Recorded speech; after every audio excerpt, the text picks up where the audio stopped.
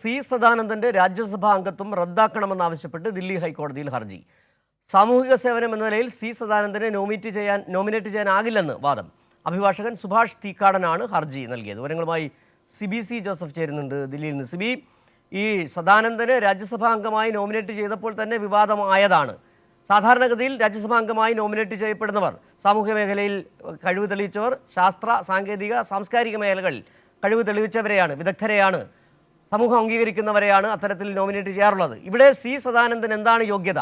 കണ്ണൂരിലെ അക്രമ രാഷ്ട്രീയത്തിന് നേതൃത്വം കൊടുത്ത ഒരാളെ രാജ്യസഭ അംഗമാക്കുമ്പോൾ അത് വലിയ പ്രശ്നങ്ങൾക്കിടവരുത്തുമെന്ന് അന്ന് തന്നെ ചൂണ്ടിക്കാട്ടുകയും ചെയ്തത്. എന്താണിപ്പോൾ ഈ ഹർജിയിൽ ചൂണ്ടിക്കാട്ടുന്ന മറ്റു കാര്യങ്ങൾ?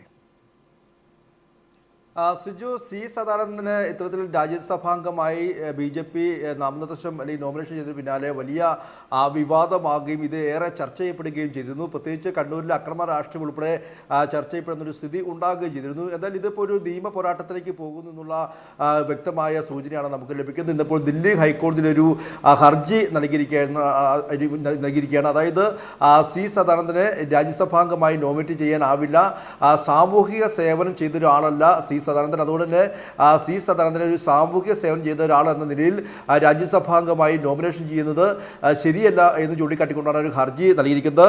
അഭിഭാഷകനായ സുഭാഷ് തീക്കാടനാണ് ഇത്തരത്തിലൊരു ഹർജി ദില്ലി ഹൈക്കോടതിയിൽ നൽകിയിരിക്കുന്നത്.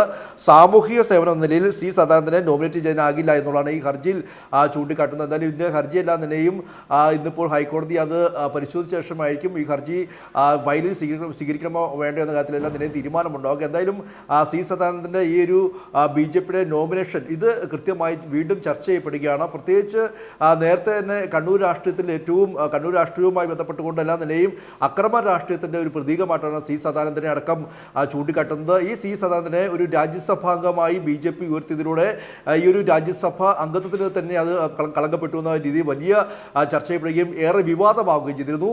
ഇപ്പോൾ അത് ഒരു ഹൈക്കോടതിയിൽ ഹർജി നൽകിക്കൊണ്ട് ഒരു നിയമ പോരാട്ടത്തിലേക്ക് പോകുന്നു എന്നുള്ളതാണ് ഏറ്റവും പ്രധാനപ്പെട്ട കാര്യം. എന്തായാലും ഹൈക്കോടതിയിൽ നിന്നിപ്പോൾ ഒരു ഹർജി എത്തിയിരിക്കുകയാണ് സിജു. ശരി, സി ജോസഫാണ് ദില്ലിയിൽ നിന്നുള്ള വിവരങ്ങൾ നൽകിയത്.